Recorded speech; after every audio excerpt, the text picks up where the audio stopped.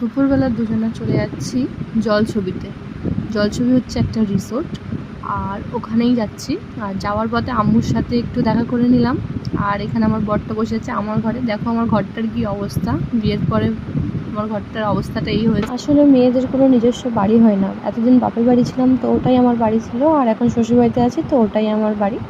যেটাই হোক, বেশি না আবকে আসল কথাতে যাই। আজকে জলছবিতে পার্টি মেকআপের জন্য বুকিং ছিল, সো সেখানেই যাচ্ছি।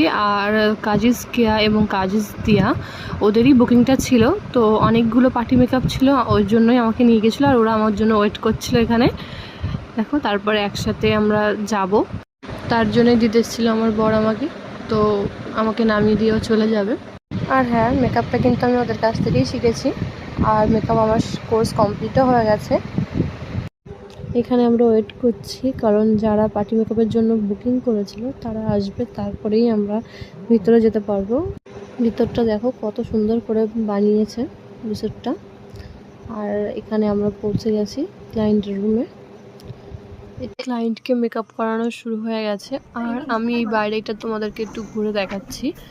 এত সুন্দর ব্যালকনির ভিউটা আসছে, খুব সুন্দর, একদম জলকারের ধারেই এটা, খুব সুন্দর। পরে আমি তোমাদেরকে রিসোর্টের ফুল ভিডিওটা দিয়ে দেওয়ার চেষ্টা করব। এরপরে কি হলো দেখতে পাবে নেক্সট ব্লগে। টাটা।